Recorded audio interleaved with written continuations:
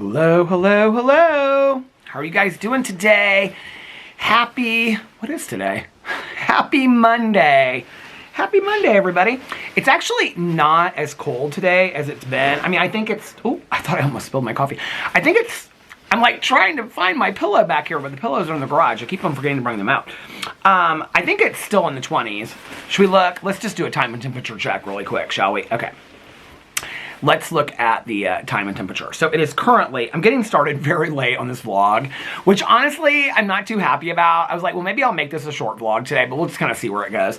Because after this, I want to take my walk, eat dinner, take a shower, take my nap, listen to my audiobook. Well, I'm going to do that while I walk. But I'm trying to finish this Murder by Cheesecake today. And then also start the new Kathy Reichs book. Watch my shows. I got a lot of things to still do tonight. Anyway, it is currently, you guys want to guess what time it is? Any guesses for 9 o'clock?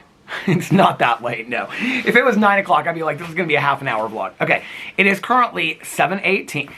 It is currently 7:18 p.m. Oh, my hip bone. It's me sitting in this, I can't sit side saddle in this chair anymore. Well, because here's the problem, okay? If I sit like this, then my boot hits the, my boot hits the table. Why do I always get out here anymore? Oh, there go my glasses.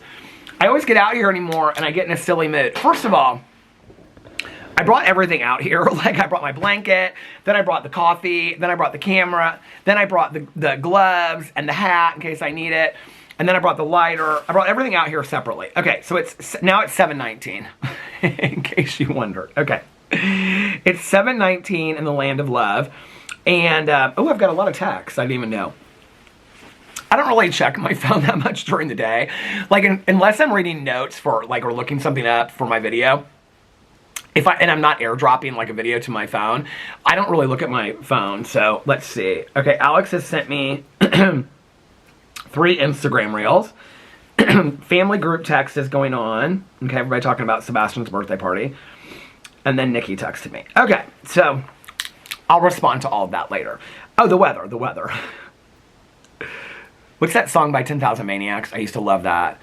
About the weather. I used to love that song. It's 28 degrees.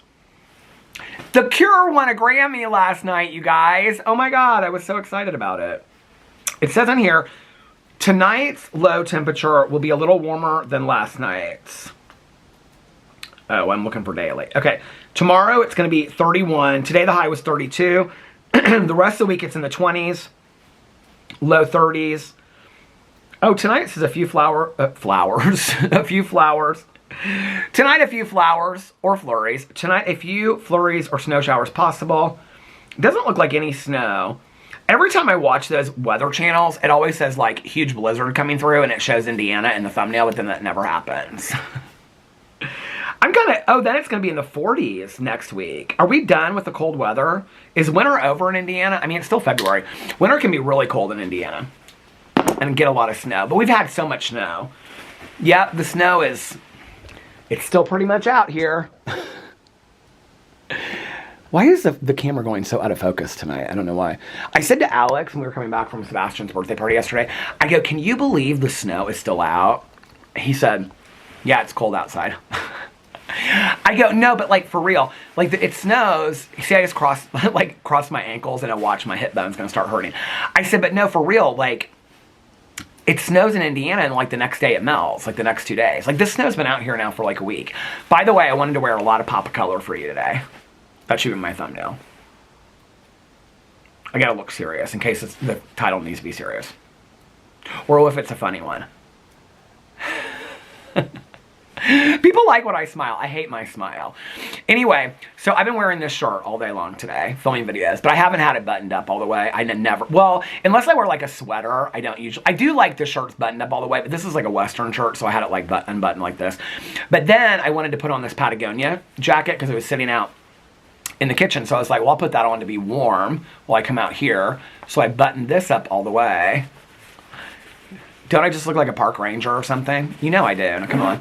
Anyway, and I have my blanket, and I have my gloves and everything. Okay, let's light the candles. Here, we'll do the... If I don't do the wick trimming, then nothing is right in the world. This candle that Tanya just gave me is almost gone. I can't hardly even believe it. Should we talk about Tanya Jean for a second? So today is Tanya Jean's 30th sobriety birthday. I'm so excited for her. I'm so proud of her.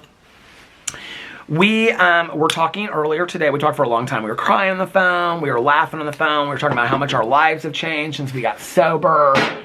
She said something. I was like, oh, I should remember that for the vlog. It was like some memory. She's like, do you remember when?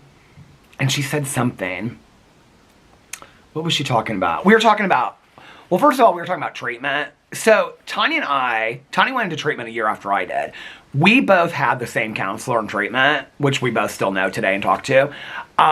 Because when I went through treatment, my counselor was on the men's unit. But by the time that Tanya went through treatment, she had changed over to the women's unit. When I worked there, she worked on the women's unit. And then she was like in charge of admissions and things like that. So she shifted around the treatment facility. So Tanya and I have we had the same counselor. So it's funny because, and I didn't know Tanya obviously when she went through treatment. I didn't meet Tanya until, I think she was a year sober. Yeah, she was a year sober because we've been friends 29 years. And I was 2 years sober at that time. That's when I met Tanya and became friends with her. So anyway, but when we started talking early on about our counselor, it was so funny because we would share stories about our counselor and things that we she would say to me, very similar things that she said to Tanya. But anyway, love her so much, Tanya and my counselor. But my counselor saved my life, told me things that other counselors would never say. I don't know, her investment just in helping people get sober. And it's so interesting because I can remember years later, I mean, we weren't friends at first. We were friends because I worked in the treatment facility and we became friends through that. But I always kept in contact with her and stuff like that. And she said to me one time, she said, it's never the ones that you think are going to make it. And I said, what do you mean? She goes, I never would have thought that you would be somebody that was sober and serious about. She says, I thought you just wanted to get out of treatment and just appease the people like your dad and whatever. And I said, oh, that's exactly how I felt at the time. I said 100%. She said such fundamental things about my sobriety early on. I remember the day, I went and talked to her. I mean, it's been 31 years at this point. I don't remember exactly how it all went down, but I remember I went and talked to her a couple days before I got out. She had given me my discharge date. And I was really scared. By the way, I just made a cup of coffee. This is not one of my new cups of coffee. This is my, the caramel apple. I'm trying to go through that. If I come out here and vlog, because if I'm sitting watching a TV show, I'm very specific about what kind of coffee I want. Why is that playing so, peaceful to me tonight? I just brought the dogs out here before I, it sounds like an old-timey plane, doesn't it? Do you know what I mean? Like a crop dusting kind of plane? I don't know why I call a crop dusting plane an old-timey plane, but you know what I mean? An old-timey plane you see in movies from the 60s or whatever. Anyway, flying over a field. That's kind of what I meant. But I brought the dogs out here right before I started my vlog, and I was standing in the driveway, and there was a dog probably 3 neighborhoods away barking. You could very distantly hear it, but they were both they hear every little sound. It's so cute. And I kind of forget what that's because Boo's hearing went the last couple years, but they hear everything. I was filming my review video today and they were downstairs and Otis started crying and I was like, what is going on? And then I heard the garage door go up. They can hear him before the garage door goes up. It's crazy. And they get so excited when he comes in and stuff. So anyway, but I was standing in the driveway with them and they're both I'm trying to get them to go potty, and they're both standing there, leashes completely pulled. They're it's the midnight bark in 101 Dalmatians, and they're they can just. And I'm like, you guys, it's okay. He's far away. Walter's kind of scared when he hears other dogs. If other dogs walk by and stuff like that, Otis wants to walk right up to him. Doesn't matter how big or small they are. Well, both Walter and Otis are super, super friendly. I mean, people always ask, they're are they friendly? And they're yeah. I'm yeah. And if they don't know them, and they'll be our dog's friendly too, and stuff like that. It's just, common courtesy to do when people are walking down the street. But, Otis isn't afraid of any dogs or anybody or anything. Walter, I wouldn't say is afraid. Boo Radley was, skittish. He was, a little afraid. Walter leans more to that, but, he holds back. If Otis goes up first to the dog, then Walter will. But Otis just acts like he don't know any, he's he don't know a stranger. Walter gets scared of sound. Otis doesn't really notice the sounds. He hears them. I can tell that he hears them. But Walter will hear something, and if he doesn't know what the sound is, or if it's like an animal or something, like he gets scared. You can tell he gets scared. Like he'll start pulling me back up here like he wants to go inside. Otis doesn't do that. Otis just is kind of like, oh, what's a dog somewhere barking? Like, but tonight it was cute because they were both like, I mean, listen to it outside. It's totally silent. Our neighborhood is so interesting because if you saw where our neighborhood was, so we're like, if you go straight out of our neighborhood, like through the neighborhood that I walk through up to the main street, like the big main street, we're like on a cross section, and we're probably like in a car, we're probably 3 minutes from a major intersection right now. Either way. Well, probably 5 minutes that way and 3 minutes that way. Major intersection. And we're probably like 5 minutes from a huge mall and restaurants and everything. We're like 15 minutes from downtown, 15 minutes to the north. I mean, we're like right in central Indianapolis. And it's so funny how quiet it is in here. And I love that so much. Like, people are like, why do you guys like it there? And I'm always like, well, we're not too far from the airport. Everything is far from the airport in Indianapolis, unless you live on the south side. But we're not that far. Like, it's pretty quick to get on the interstate and be at the airport. But we're like 15 minutes to downtown, 15 minutes to the north side. Like, it's perfectly centrally located. But I was standing out here tonight, I mean, just to look at, I mean, look, just, I know this is going to go unfocused again, but when you look out here, like, look, the trees and the lights, it just looks so pretty. I'm trying to focus it. It just looks so pretty and still. Like, you really don't, it's crazy, like, during the day, if I'm out here, I can, like, hear the streets and people working and stuff like that. Well, they're still working on their house next door. I actually talked to him quite a bit today. He's originally from Ohio. I think I'm going to call him the Southsiders because they moved here from the South Side. So, because he's like, all my friends were giving me a hard time. He was like, because we moved to the North Side. A lot of people consider this the North Side. I consider it where we live. I don't know, like, if you live in Indianapolis. Well, if you live in Indianapolis, I'm sure you probably know where we live. Like, you can figure it out. Because we're like 5 minutes south of, like, the Fashion Mall. I'm sure people know where we live. So anyway, I would consider this the north side of Indianapolis, but I mean, I consider like Carmel, Westfield, Noblesville, like the suburbs, I consider that the north side, like where Alex and I grew up. So this doesn't feel so much like the north side to me, but if you're from the south side, it would definitely feel like the north side. So he was talking to me today. He's the guy that said he was doing a job in southern Sellersburg or something is still over there working. I don't know what they are doing at that house, but they have been doing so much. So when I was taking the dogs out, I was talking to him. He's like, yeah, I still haven't talked to the wife yet. She wasn't there today. But he's like, yeah, I'm from the South Side. I was like, oh, have you lived there all your life? He's like, actually, I'm from Ohio, and I met my wife in college. And so we started talking, and he's like, yeah, my friends are like, I won't golf with you anymore. I said, oh, are you a golfer? He's like, I'm a huge golfer. And I was telling him about pool crew. He hasn't met any of their neighbors except for me. I didn't realize it. I thought Laura's been like in and out of her house, but she's been staying at her parents' house for the last week. And so she just got home today. We were talking because she was asking me questions. She's like, have you talked to them? I was like, yeah, I've talked to him quite a bit. And he told me today, he's like, you're the only one that I've really talked to in the whole neighborhood. I mean, not a lot of people are coming out in the weather and stuff like that because it's cold. Super, super friendly guy. He's really nice. Really friendly to the dogs. Keeps on talking about he wants to maybe get like a little dog or something like that. He's like, yeah, my wife said if I want to get a little dog because we used to have one. And so anyway, I told him today, I said, when you're done with all this and it gets a little nicer, we'll all get together. He's like, yeah, that'd be nice. He's like, she's gone a lot doing stuff. So anyway, I think I'm gonna call them the Southsiders though. Or the construction workers, because they're doing, I don't know, that house must be gorgeous inside. They've done the garage, because they're in and out of the garage a lot, because they like have this stuff, and they're the guy he's working with. It's just him and one other guy now that are working. That garage is gorgeous. Like, they laid this epoxy floor. I mean, it reminds me of my aunt and uncle's garage. My uncle, Dave, his garage was like, and Caroline and Mike's garage is like this too. Like, is this all out of focus? I feel like this whole vlog has been out of focus. Not that anybody cares, they just listen to it while they fall asleep. But like Caroline's garage, like my Uncle Dave used to have like, not carpet, but like he would have like pieces of carpet like in the garage. And like everything is like perfectly like Mike, Caroline's husband, has everything. Like, if you go up to it, like, their refrigerator, like, where they keep, like, their Trulies, their White Claws, all their soft drinks and stuff like that is all in the garage. Like, they have a whole refrigerator out there for that.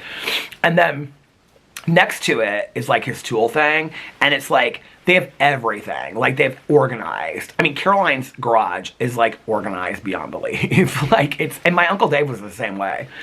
I love it. Like when I see it, I'm just like, oh my God, I wish our garage looked like this. Alex is like, well, you could do it like that. I keep on talking about wanting to get one of these chests to organize everything out there. It wouldn't take that long to do it, but we're still doing a little bit at a time of the organizing of the house. When everything's said and done at the end of the day and it's like 9:30, 10, the last thing I really want to do is like, you know, go organize a drawer. But anyway, what was I saying before all that? Oh, so but I was standing out here and I was like, it is so still out here tonight. Like I come out here usually, but when I take the dogs out, like after I get up for my nap and I take the dogs out, that's usually when I do my prayers outside. And it's just so still and quiet. I don't know, it makes me feel very, very peaceful. I am kind of like ready for the warmer weather though, because like when this melts, it's going to be a mess, like with their little paws and stuff like that. I came in the other day and Alex was so sweet because like we have been like, you know, tracking the snow and stuff like that. And he like cleaned the whole floor. It was so sweet. Because usually I'm the one that does like the floor and stuff like that. But he did the whole thing. I was like, oh my God, it looks so nice. But I am ready for like the spring and summer when they can run around out back because I think they're just going to love that so much. Because the times that I've taken them out there, they love the backyard so much. But like out here, they don't really know where to go potty. So this is going to sound funny, but let me show you. So like, do you see right here where like the edge of the snow, it's like it comes up. So like on the driveway, you can't see it from here, but on the driveway, there's like grass that comes up through there, like where these rocks are. And so they go they go back and forth like over the same section that's like maybe like a foot long of grass, and that's where they potty like every single time, which makes it real easy for me. And then Walter poops right over here, so it's real easy. I just pick it up over there every time. And then Otis poops in the same spot of snow every single time. But it's like they don't really know what to do because the snow's there. Walter like pulled me through the snow the other day because the ladies that drink coffee, she was out and he wanted to see her. They don't really get yet, like, going down the driveway into the street, because it's so high they can't see over it. Anyway, it was just very peaceful. So Tanya and I were talking today about, like, stuff, and we were talking about being in treatment. And she was like, what are, like, random things that you remember that are so funny? And I said, what did I say? I said something about my dad bringing me all these. I think I've talked about it on here. I said, my dad bringing me, I said, I shouldn't bitch about it. It was nice that he brought me anything. I said, but my dad bringing me all these flannel shirts that, like I had this whole closet of clothes, and I don't know how he picked out. I can remember them. One was like had orange. They were like, I bought these two shirts at like somewhere like Walmart or something, and I like never worn them. He probably bought them. He brought them because he thought they were new. Hold on. Why do I feel like this is going? Is this going out of focus a lot tonight? It's driving me crazy. Anyway, he probably brought them because they looked newer than most of the stuff that I had. A lot of my clothes were kind of going out clothes back then, like black t-shirts, you know, which is still my closet today. But I'm trying to wear, like when I go out and do stuff, like I wore this to Sebastian's birthday yesterday, but like when I go out with Caroline or we go out to dinner or something, like I'm trying to wear, you know, different stuff. So anyway, or in videos, I'm trying to wear different stuff too. So my dad brought me like these flannel shirts. One was like orange and red, like this. I hated this flannel shirt. I don't know why, but I hated it. And he brought me like a pair of jeans that like were jeans that I would never have worn. And I had like worn, I was wearing construction boots a lot back then. Maybe he brought me construction boots or something. I don't remember, but they were just like these plain construction boots because that's what I wore a lot when I was in treatment, were these construction boots. But I can remember none of the clothes that he brought me were anything. I also remember like the underwear that he brought me was like nothing that I would have worn. And so, I mean, obviously I'm not going to complain. My dad packed this bag and made it for me. And it was so funny because Tony was like, I don't know that we've ever talked about that. Because she goes, oh my God, Eric did the same thing. I feel like this is out of focus. It's driving me crazy. And I go, what do you mean? And she was like, he brought me like stuff that was like like, she goes, at first I was like, I can't wear any of this stuff. So he had to bring me more stuff.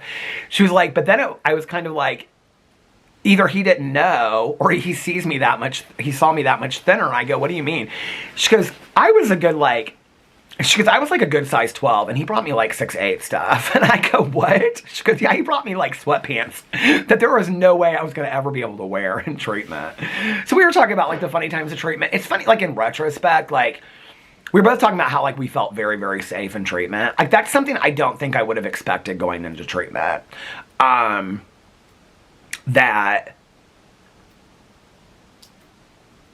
I just didn't, you know, like, it's weird to say this. Like, the only other time, like, I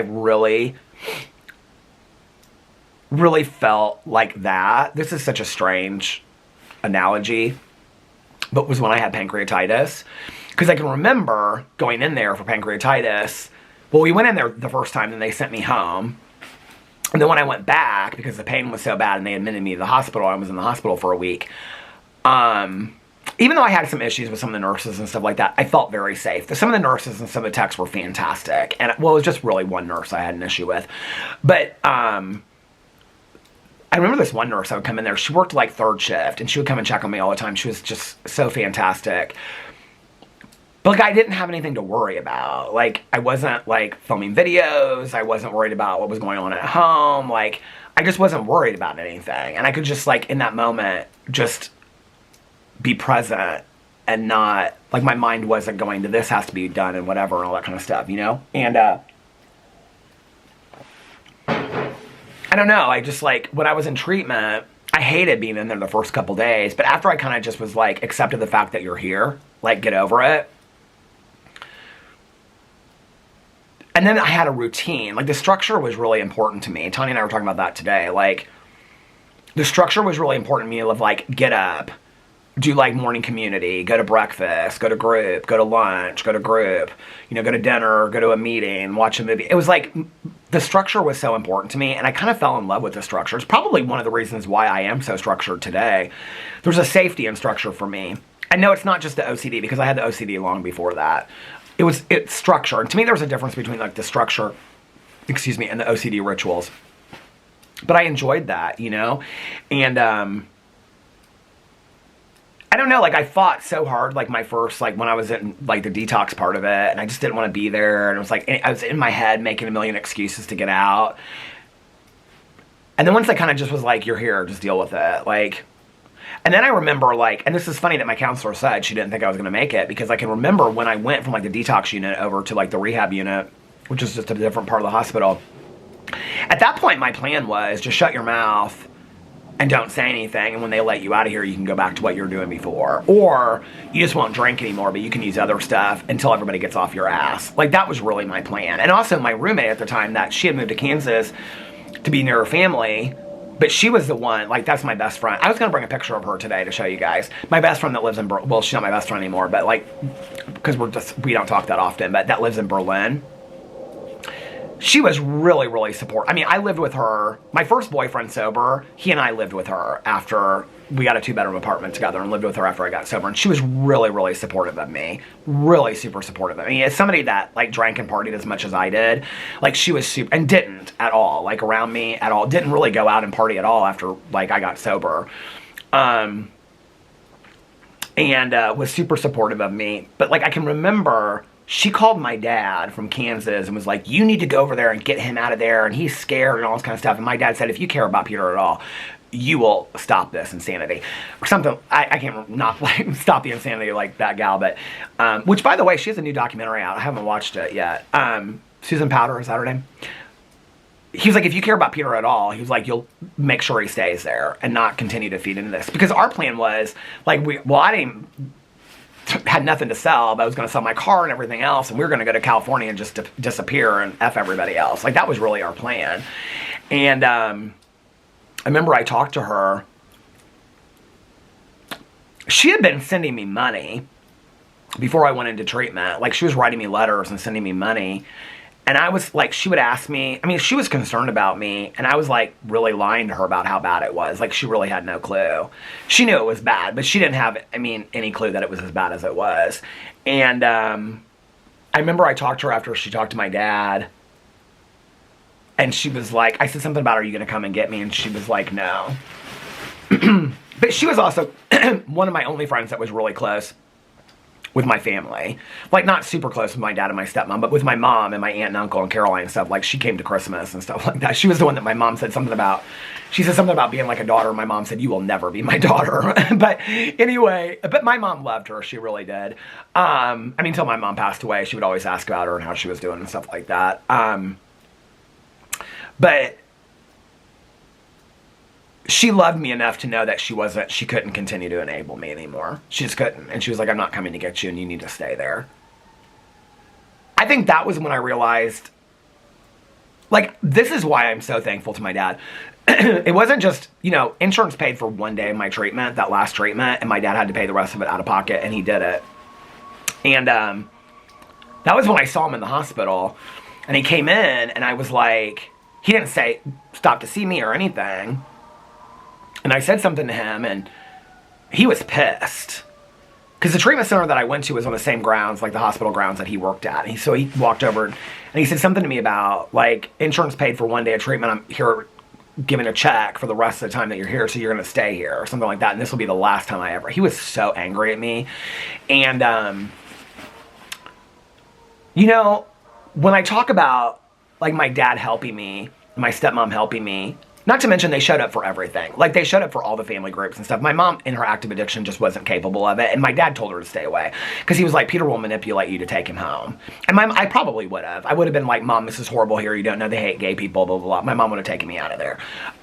Which I didn't even need anybody to take me out. I could have signed myself out and just walked down the street. Like, it wasn't a lockdown facility. I mean, it was a lockdown facility, but you could sign yourself out against medical advice anytime.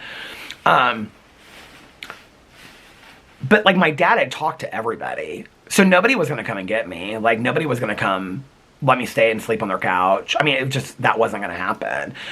I think had my dad, so my addictionologist that was there at the hospital at the time, he's not there anymore. He's like one of the best, most well-known addictionologists in the country. And it's not because he's like the smartest man on earth. He and his wife are both addictionologists.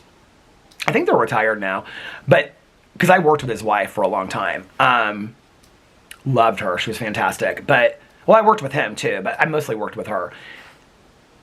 His bedside manner and his understanding of addiction was just, like, unbelievable. Like, it wasn't like he would lecture to you or anything like that. He just was, I don't know, like, in 12-step meetings here in Indianapolis, like, his name is uttered through the rooms. Like, he is, I mean, if you know anything about 12-step programs, like who Dr. Silkworth is, like, they talk about him here in Indianapolis like they talk about Dr. Silkworth. Like, he helped so many people get sober. And it wasn't like, I mean, he was just real black and white about things. Like, if you came in there and said, "I don't want to do it," he'd be like, "Okay, go home. Let me know how it works for you." But if you wanted it, he would try really hard. Like, he helped me get my first sponsor, so did my counselor and things like that, which that wasn't the greatest thing ever. But he connected me with the first gay guy that I knew in sobriety, this guy that I'm still friends with to this day sometimes, or I'm still friends with today and talk to sometimes, but he lives in Florida. Like, he was, like, had gone through treatment like 2 months before me and was in my aftercare group, and he connected me with him, and like, that guy, like, took me around to meetings, and I'm really grateful for that. Like, I mean, so anyway, my dad went to him and said, "I don't, like, everything I turn touches to gold except for Peter. Like, I have fucked up with my kid. Like, tell me what to do." And so when he told him what to do, like, my dad did everything that he told him to do, the doctor. And that was partly, like, call these people and tell them not to have any contact with Peter anymore. Because, like, you got to change your people, places, and things. So I would call a lot of people and they just hang up the phone. They didn't really want to fuck with my dad. I don't know what he said to them. Like, my dad can be kind of an imposing figure. I don't really know what he said to them, but... And a lot of them I never really even talked to again because they weren't even that close of friends. I think that's one of the things I truly realized too after I got out of treatment was, like, a lot of people that I thought were my friends, and it was not just on their part, it was on my part too. We were just partying friends. Did I have some friends of mine that were partying friends and we were really good friends? Oh yeah, a few. Absolutely a few. Probably more than a few. The only people that ever came to visit me in treatment other than my dad bringing a check was 2 of my very dear friends. And I didn't ask them to come. They came on Christmas Day. I asked nobody to come visit me on Christmas Day, and they came. And that one friend was the one that passed away earlier this year. And his roommate at the time that I was really close with as well, who still lives here in Indianapolis. He lived in Chicago for a while. I know I hear from other people what he's doing. We're not really close today, but if I saw him, I'd be like, "Oh my God, it's so great to see you." And was very encouraging of me getting sober. It was very, like, I think because I stayed at their house a lot, so I think they really saw how bad it was. And then one of my friends came to visit me. She lives in Nashville now, and she came to visit me in treatment, and I saw, because she and I, like, we smoked weed, like, every day, all day together, and I went up to her, like, it was after visitation, I think it was maybe Christmas or Christmas, I remember she brought me a Christmas present, and, it broke her heart, and I said to her, she, like, came up there, and I said, they said, your friend is up here, blah, blah, blah, whatever, and I said, okay, and, I went up there, and I said, I can't have you here, and she was, the camera stopped. That must have been after, I feel like it was maybe Christmas Day, but I feel like it was after that, because I was a little bit more serious then about it, because I looked at her and I can remember saying, looking at you is like, looking at you makes me want to smoke a joint or something like that. And I didn't say it in a mean way. Like, we talked for a second, and then I can't remember even how it came up, but she said something, she's like, that makes me really sad, and she's like, if you don't want me, I won't use around you anymore when you get out. And I was like, okay. And we were really, really good friends. We had a friend of ours that took his life that I've talked about on here, my friend Duke. She was like his best friend. I mean, we were really, really, really close, she and I. She's doing great today. She lives in Nashville, and Nashville, Tennessee, and I haven't seen her in a long time, a really, really long time. Our scenes just kind of went differently, but that was like the hard thing about it. Even if people didn't like use a lot, I just couldn't be around that scene anymore. I think that I had like a certain image of myself in that scene, and if that image of myself was going to change to be something different, like, I couldn't be in that scene anymore. But what I did find was that a lot of people, because my counselor was like, you need to call these people and tell them you can't be their friends anymore. That was so embarrassing to do. I mean, I did that. I had to do it. My mom was on that list too. I had to call my mom and tell her that I couldn't have the same relationship with her I had before, because she was a trigger for me to use. And my mom was like, she was very upset about it. She was like, you can't mean me. I saw my mom very, very little between when I got sober, December 17th, and Caroline's wedding, which was, it would have been, I think her anniversary is June 17th, which was exactly what, 6 months later? I mean, June, yeah, 6 months later. 6 months later. Well, that's weird. I didn't even think I've never thought about that before. It was exactly 6 months to the date. My mom got sober June 2nd. And the first thing that we really did together was go to Caroline's wedding. Well, the rehearsal dinner and stuff like that. So I didn't really see my mom a whole lot that first 6 months. And she was drinking, and she had moved in here, and she was very depressed, and she was very sad, and it was the heaviest of her drinking. I did not know during that time she tried multiple occasions to get sober. She had for years and years and years. I mean, I found this out later. And when she passed away, I found like so many start over tokens that she had kept through the years, where she would go to a meeting and then she'd drink again. Start over tokens, like if we go to a meeting we've drank, we like get a start over token. So what they call them, what do they call them other places? Relapse chips, they call them start over chips, they call them all different kinds of things. One meeting that I went to for a long time gave out poker chips, because I think on the East Coast that's what they do. Or the meeting started out of a meeting from the East Coast, and so they would give out poker chips. I loved that. I think I was going to that meeting when I had 20 years, because I got like a black poker chip for 20 years, and I thought that was the coolest thing. Anyway.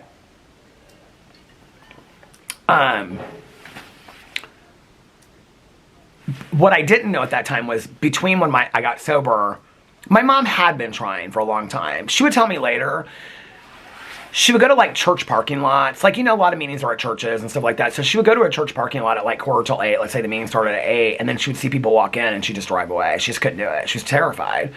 She was scared of seeing people that she knew. She just was so scared. It is really, like, it's still like with my social anxiety and stuff like that. Like, I don't worry about seeing people that I know.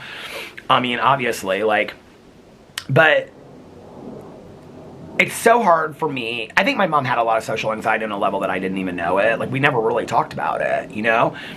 But it was so hard for her. It is hard to walk into a meeting for your very first time. Like, that's one question a lot of people ask me. People ask me, like, how to get into treatment and, like, you know, how to do that. I don't really know. Take somebody that you love with you. You know, there are a lot of open meetings that you don't have to be an alcoholic or an addict to go to. Take somebody that you love with you.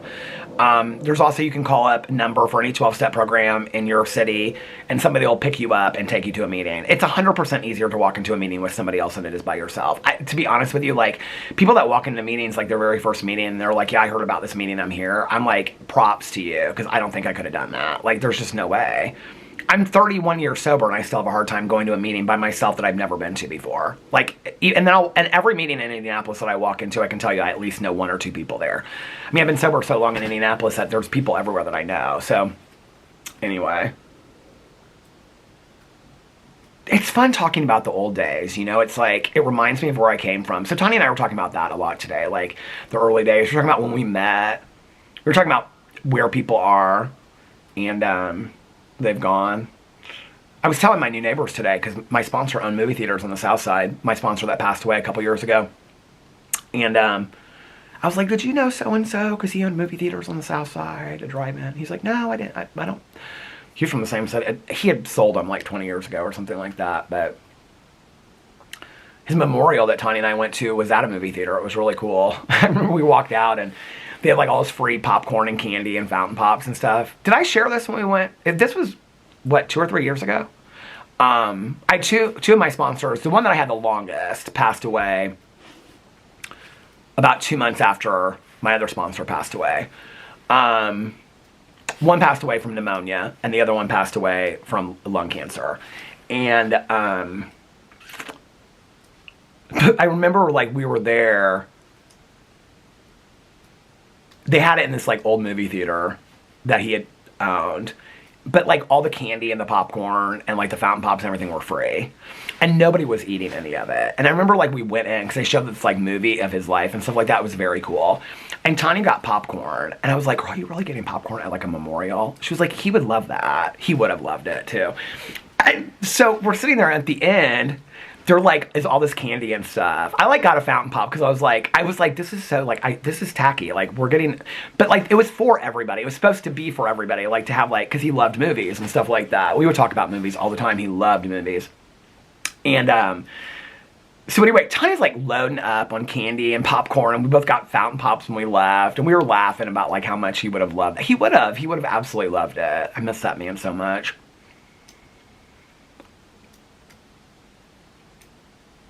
It's interesting when I look at the people that came into my life through recovery, like when I think about one thing I learned from each of those people, you know, like, he taught me about parents not having, I don't know that I've ever shared this before. He taught me about parents not having roadmaps for parenting. We talked about it like a lot with my mom and my dad about that parents parent the way that they were parented, and that forgiveness has to come in understanding that your parents do the best that they can do, given how they were parented.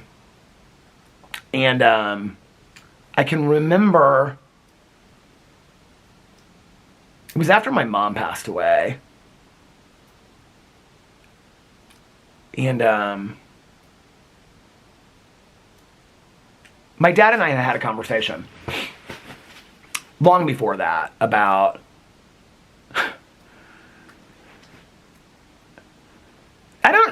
it's interesting. I'm so protective of my dad. A lot of this, my dad would be like, Peter, I don't give a shit, share it, you know? But I don't share a lot of this stuff. But like, my dad and I have like had some, like, through the years, like, very serious, meaningful conversations. You know, my dad was the youngest of 5. And this was a conversation I had with my sponsor then. Because he was like, you know, what relationships in your life do you want to enrich? Because my mom was gone. He was like, well, why don't you turn that pain into something else? And I said, okay, well, like, relationships with, like, Caroline at that time was one of them. My dad and I had a good relationship, but I said, you know, like, I'd really like to take it to the next level. One of the things that my dad had said to me for years, and I think that you always think you have so much time. To be honest with you, the aftermath of losing my mom really enriched my relationship with my dad. I'm sad that my mom is gone, but I'm grateful for that experience and helping my dad and I. We were already close, but getting even closer. Because I think you just think that you have so much time. I started watching the new season of Shetland last night, and the one guy says in there he doesn't get along with his mom and she passes away. It's in the no, whatever season this is. It's so good. I could have binged it all last night. I love Shetland. Like, I'm watching it last night. I'm like, Shetland is like, because between the last time I've watched it and now, I've watched like 6 of these BritBox shows. Shetland is heads and tails above all of them. Like, they're all good, but like, Shetland is just where it's at. But my dad would say to me, like, after I got sober, you know, in my 20s, he would say, you know, he was the youngest of 5 kids. My dad was in, or my grandpa was in World War II. My grandma got pregnant, and then my grandpa went to war. And then when he came back, my dad was 4. So he didn't meet his dad until he was 4. And my grandfather was a homicide detective in Fort Wayne, Indiana. Always busy, always gone, 5 kids. Very poor family. And they were very involved in their church and stuff like that, Lutheran church in Fort Wayne. And so my dad would say, like, he would tell me stories about, like, him and his dad watching Perry Mason and stuff like that. But, like, you know, my dad's siblings were gone by that point, you know, and he had, you know, nephews. My dad had nephews and nieces when my dad was, like, in elementary school and junior high. Like, and so he would say, you know, by the time that my dad got back, like, he was like, I knew my dad loved me and we were close. And he would tell stories about, you know, taking him to shoot pool or watching like Perry Mason or doing puzzles together and stuff like that. But he's like, I knew my dad loved me, and my whole family's they've always been very affectionate. Like, they're big huggers and kissers and stuff like that. He's like, but I don't know that I felt like I knew my dad. Like, I didn't know like what he thought about things. And I wish I would have had those conversations with him, is what he would say. And so he would say to me, I don't ever want that to be the case with us. Like, I always want us to have, like, these deep conversations. And so we would.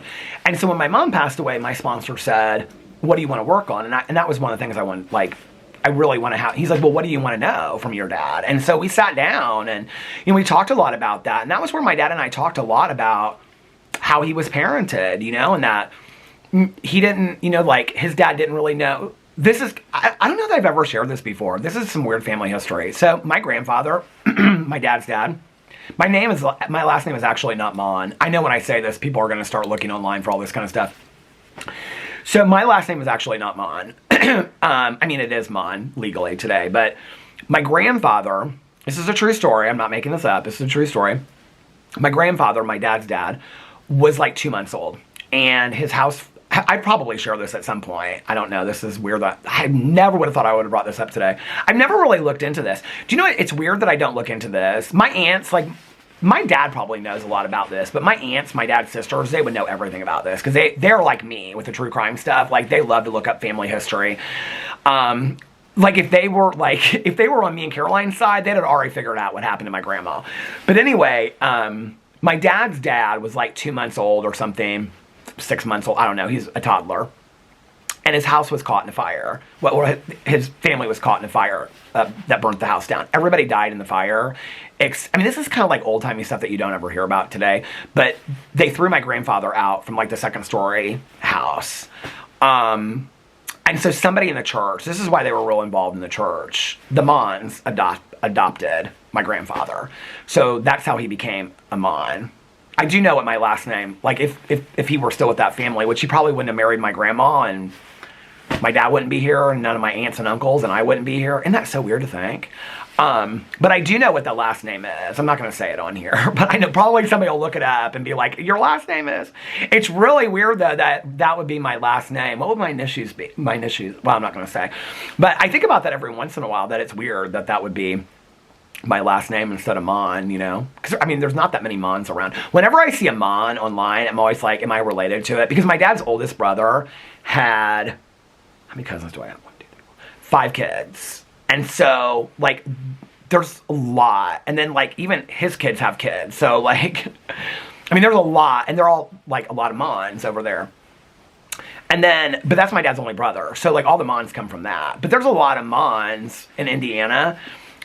And I'm related to him, like, because of that, because of my uncle, but I don't even know some of them are, like, the kids of, like, they're, like, my uncle's, like, great-grandkids that I've never met before and stuff like that. But anyway, but there aren't very many Monns, you know, online at all. It's funny, because Alex and I, like, people ask a lot, like, why we never changed our names. You know, it's weird. Alex was really quick to want to give up Perez. He was like, oh, I'll become a Monn tomorrow. I don't really care.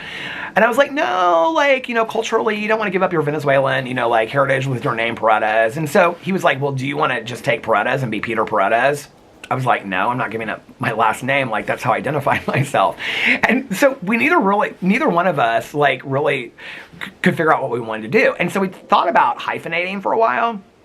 Then we couldn't figure out if we were going to be Monn Perez or Perez Monn, and then we were like, we could do whatever we wanted to do. This was like, we used to have this conversation quite a bit. I mean, we might still someday, like legally. I don't know that I would go by it online, but we might legally do it. I'll tell you when it really, oh, he's in the kitchen, speaking of. Hey, what are you doing? Hello? Are you cooking? Yeah. What are you making? Pizza? Eating a pizza. Bowling alley pizza? Yeah. So when Jesse and Fufu got married, and Jesse changed her name, obviously, to Perez, then I was kind of jealous. I was kind of like, well, maybe I do want to be a Perez. Peter Perez is kind of like, I don't know, Pee-Pee, like our dog. But anyway, and then my initials would be Pap. But we talked about hyphenating for a long time. I just don't know how we would do it. And then we just kind of, like, stopped thinking about it. There's no big story. It's like, people ask us a lot about certain things, like, well, why about this, or what about... There's no deep story. Like, why haven't you redone the house yet? We don't have the money. It's really not that deep. Why didn't you buy a place yet in Florida? We don't have the money. It's not that deep.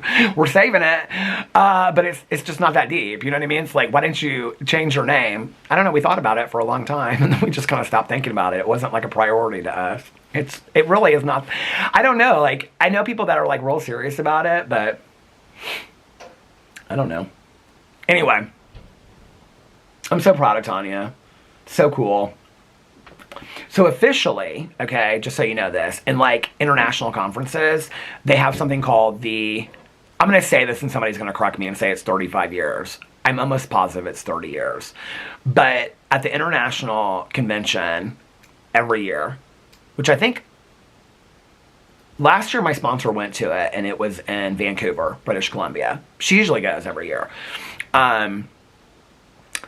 They have what's called an old-timers breakfast, and you cannot get into this thing unless you have 30 plus years. So Tanya and I officially can go to the old-timers breakfast. The reason I know that is because when I turned 30 last year, one of my friends who has like 21 years, he's like, I can't wait till I have 30, because he goes to international. Did you heat up all that pizza? He's taking that pizza box out there in the trash can. The dogs are following him. They follow him around everywhere. He is so cute with them.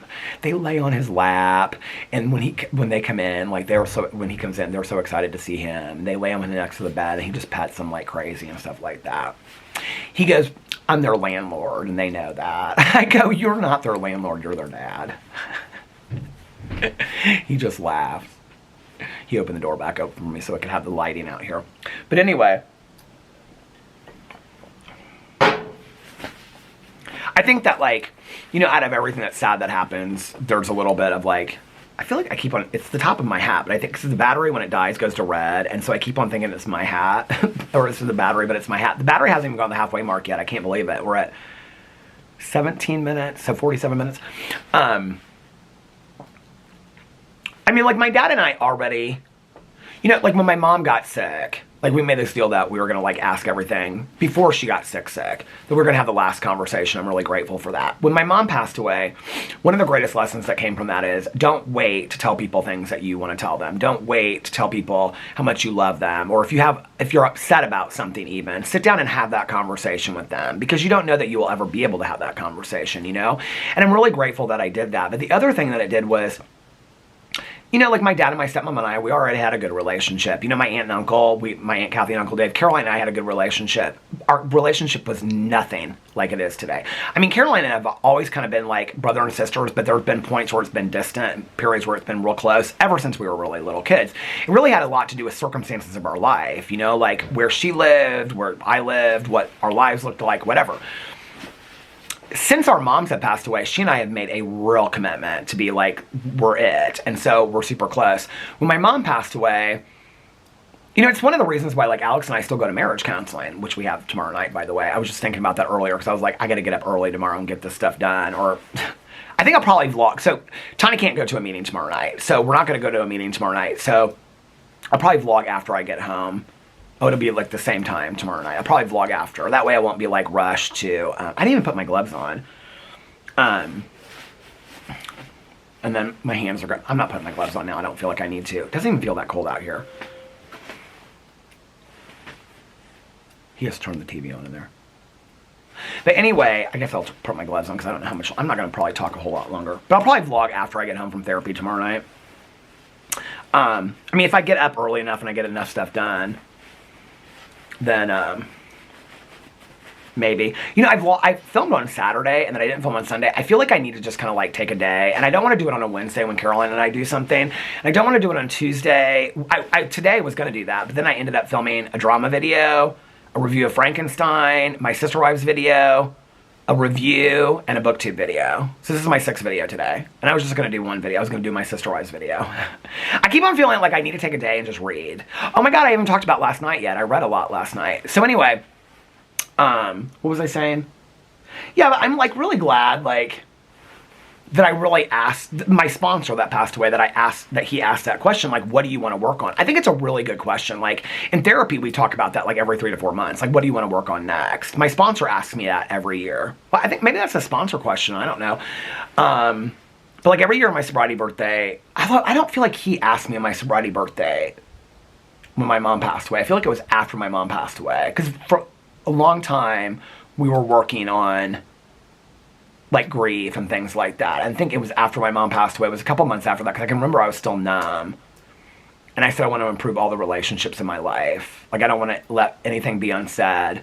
And we talked about my dad. And so at that point, my dad and I made a the battery just went to the halfway mark. A very conscious effort to take our relationship from where it was to even like the best relationship we possibly could have. I think that's important. You know, it's like one of the reasons why Alex and I still go to marriage counseling. Even though like, I mean, I don't really have anything to bring to therapy tomorrow. I don't think he will either, you know? So it'll just randomly, something will come up and we'll talk about it in reference to like, you know, forgiveness or communication or whatever. And so, but we still do it because it just constantly is improving our relationship. And why wouldn't we want to do that? You know what I mean? I don't know. I think my mom's passing and my mom and I she was in a coma, but like the year before that, really working on, and since she had gotten sober, I mean, I'm so thankful for her getting sober. It's, besides birth, the greatest gift she ever gave me because it improved our relationship so much. And so I took a look at what our relationship looked like with my mom being sober and me being sober and how hard we worked on taking our relationship to the best possible level it could be. I don't just sit here and talk on video about like my mom and how much I loved her and the stories about her and all that kind of stuff because my mom was like this perfect example, because she wasn't. And definitely before she got sober, like my mom made a lot of fucked up choices and was not always the greatest mom. Had my mom died using, I can tell you the stories I tell would be a lot different. I'm not into sainting people after they die. I'd be forgiving of my mom and I would be understanding of her being an active addiction. But the fact that my mom got sober and we were able to work on our relationship, and I had a huge part in that too, because I had a lot of resentment, I had a lot of anger. And the fact that we were able to work on our relationship through sobriety taught me that every relationship can be taken to the next level. Tanya and I have talked about that a lot. Like, okay, we've gone so far, like, it's not just like status quo. Like, if we want our relationship to continue to improve, what do we do next? I have that conversation with everybody in my life, you know? It's like, but it takes work. All relationships take work. I think when I look back on my life, sometimes it just becomes kind of like, you kind of just accept that friendship as it's always going to be there, and it's not, you know? And then it's like, oh, I wish I would have said this, or I wish I would have done that. What was I doing last night? I was thinking about, I used to be like, in my past relationships, I would always like plan all this like little special stuff or write poems and not just in my past relationships, but, you know, plan little weekend trips and surprise my exes and stuff like that. And then, you know, I got away from doing that. I just was like, kind of like, what's the point? Nobody, you know, it doesn't really like add or distract from the relationship. And so when Alex and I got together, I did that a little bit at first, but I didn't really do a lot of it. And I've gotten back to that the last couple of years, not like a little weekend trips, but writing poems and cute little notes and stuff. And I noticed that the more I do it, it's like the more Alex does it in return. And so one of the things I'm really trying this year, but I've been doing it a lot the last 6 months, is like taking the moments with the dogs and just sitting there and just watching them. Or, you know, like if I think about oh, I know so-and-so likes this, I should buy it for them and surprise them. Instead of just thinking it, actually acting on it and doing it.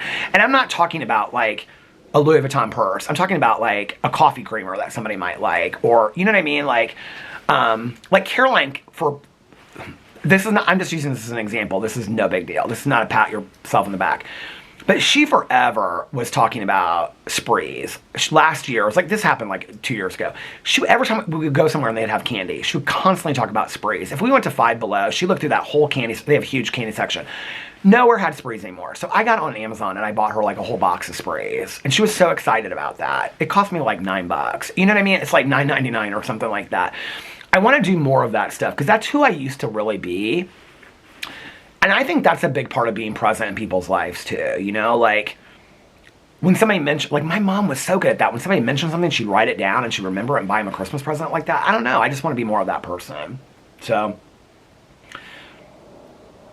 sobriety birthdays are fun to reflect, you know, with each other. And I called her up and I said to Tanya today, I said, well, she already knew because I, you know, last night and stuff, but, I was like, happy birthday to you. We always sing to each other on our birthdays. So anyway, I'm so proud of her. Like, we've both been through so much, but she has really, I don't know, like, she's constantly always changing it up. She inspires me every single day. Tanya always inspires me to be a better version of myself. And, you know, I say this a lot in my videos that, like, a friend will tell you what you need to hear, not what you want to hear, and she challenges you, but I don't really get into, like, explaining what that means. You know what that means to me is that, like, she doesn't sugarcoat shit with me. Like, if I say something to her, like, I'm asking for a suggestion or advice or I'm bitching about something, you know, she'll say something to me like, well, I think you have a right to feel sorry for yourself in that moment, but she's like, maybe find a little bit of gratitude, too. And I'm like, okay. Now, I'd hear that from Tanya. I might not hear that from somebody else. You know what I mean? But that's a safe place for us. It was weird because when I was watching Sister Wives last night, taking notes, Mary describes her relationship with Jen very similar to that.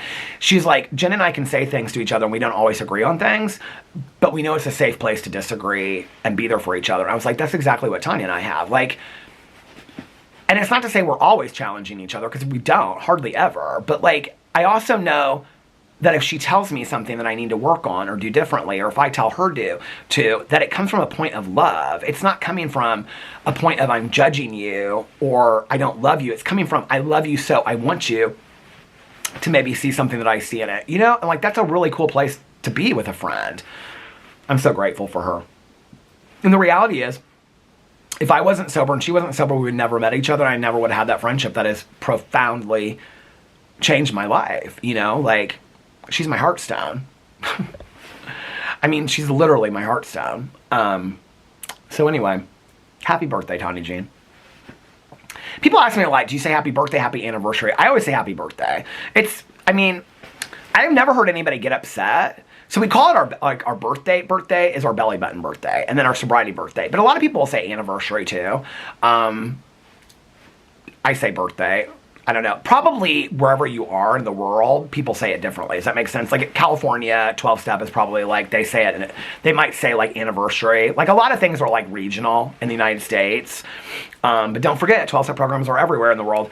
But like a lot of stuff is regional. Like if you go to a meeting somewhere else or somebody else comes to a meeting in Indiana, they'll say, oh, we don't do it that way. Like we do it a different way. Like how they close a meeting. Like each meeting closes differently. It's not always with the Lord's Prayer. Some people don't hold hands. Some people don't say a prayer when they close. You know, that's a group decision that you make as a meeting.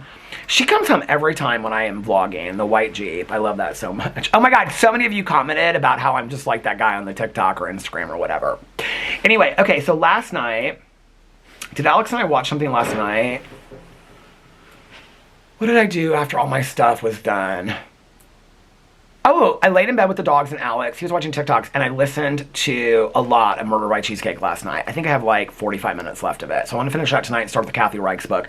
I noticed today Mel put up on her Instagram that she has finished the third book, and I'm not even on the first one yet. So I got to get it started today.